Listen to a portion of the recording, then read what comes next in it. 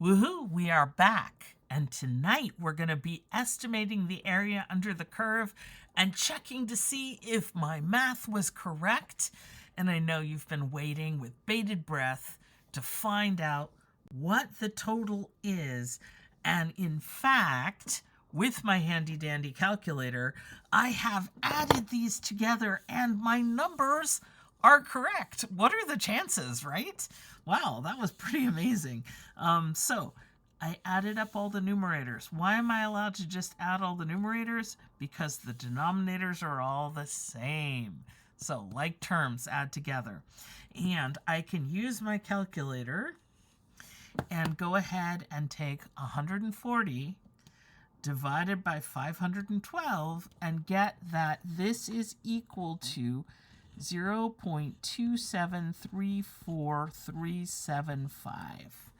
And so this is going to be my lower bound. So why is it an underestimate? Well, let's look again at the graph.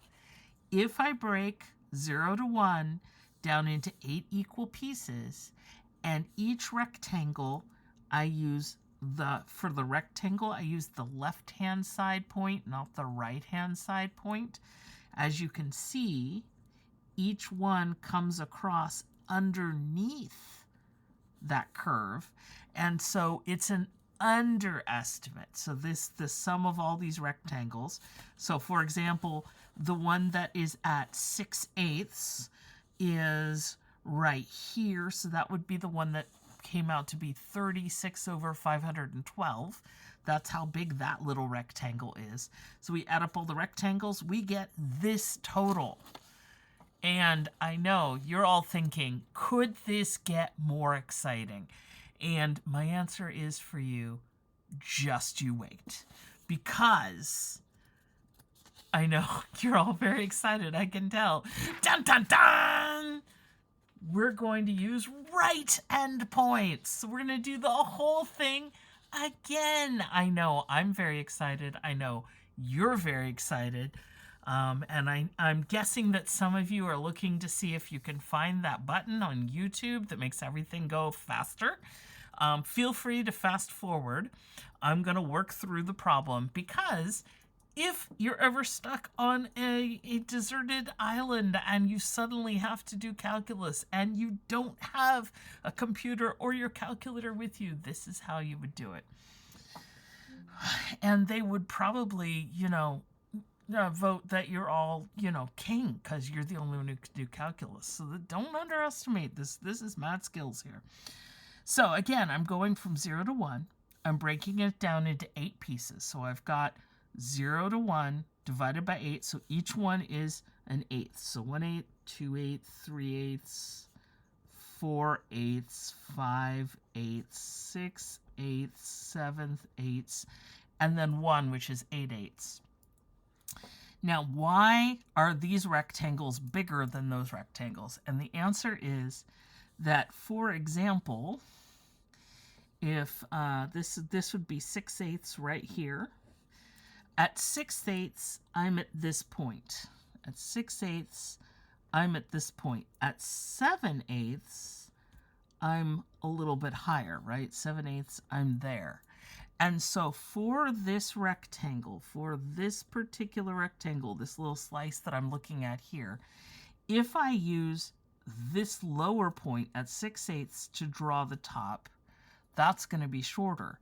If in this same spot, instead of stopping at 6/8, I go all the way up to 7/8, then I get a bigger rectangle. And that is 7/8 is on the right-hand side instead of on the left-hand side. See how that works? So it's a slightly taller rectangle. Okay, this is very exciting.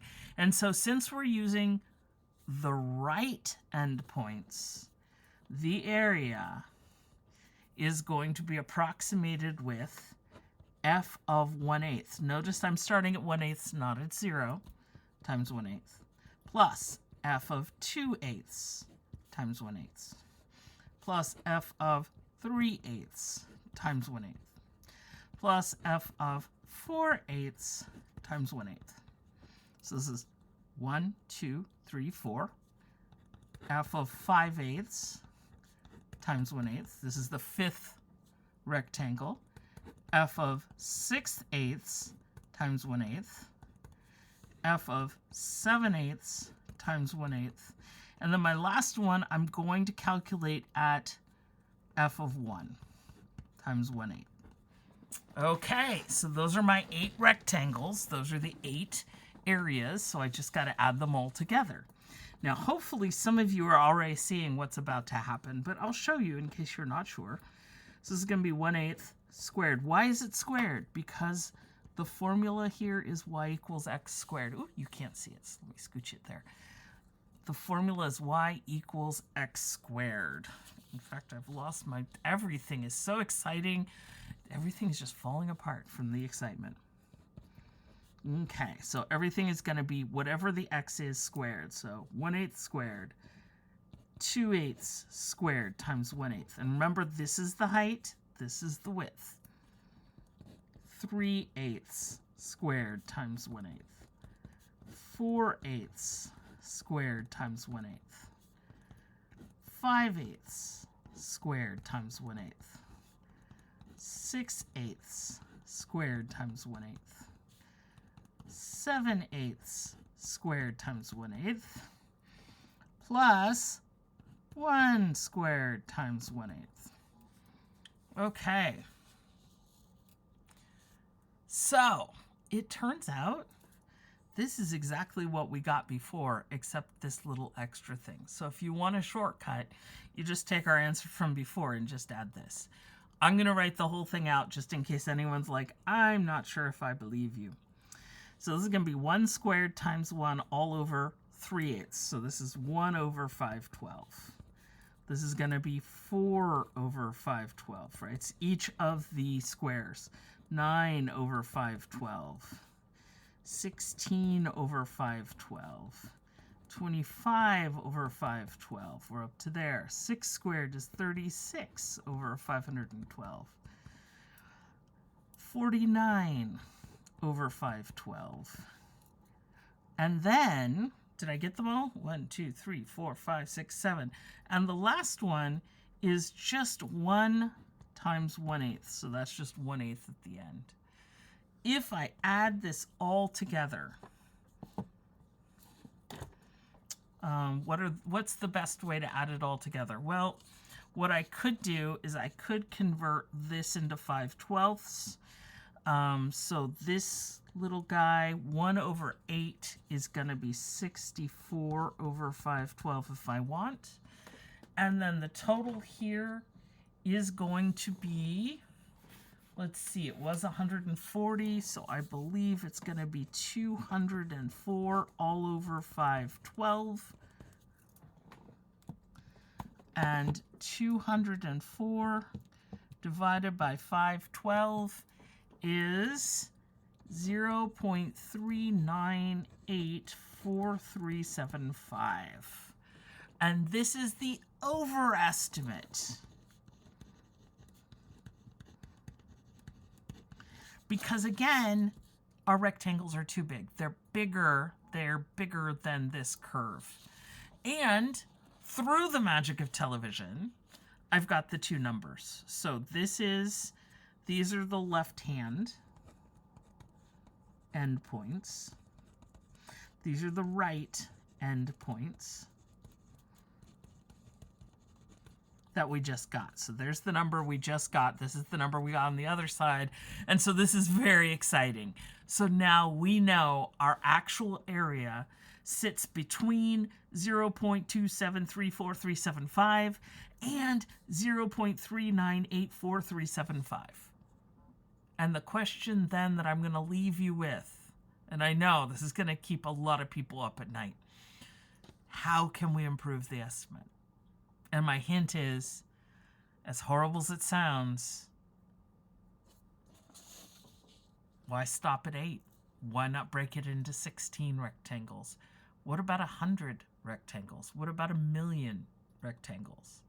And so this is where calculus goes, that we're not going to be able to do the deep dive, because again, this is a far more superficial. This is kind of a faster, we're just kind of going through this and talking about it, but not really doing that deep dive. This is where calculus really shines, because what we're going to say is, you know what? Why stop at 1,000,000? Let's break it into 1,000,000,000 rectangles. And at this point, you'd say, okay, but who's going to do all these calculations for 1,000,000,000? And the answer is, well, we use some techniques in math, and we go ahead and start talking about things. We move the number of rectangles goes bigger and bigger and bigger. So we're talking about, flirting with infinity here. At the same time, what's the width of each rectangle? The rectangles get smaller and smaller and smaller, and through the magic of calculus, we're going to end up with something really cool in the next section. But for right now, we're going to stop here. We're going to say, isn't this cool? This is amazing. Look how close we got to the actual area. And then I'm going to stop this video, and then we're going to come back, and in the next video, we're going to talk about an interesting new Greek letter that we're going to use, and then I will do an actual word problem. I know, blowing your mind. We will do a word problem and some Greek letters. It'll be super fun. So go get a snack, go get something to drink. Remember that I think you're amazing and incredible. And until I see you again, woohoo and math on.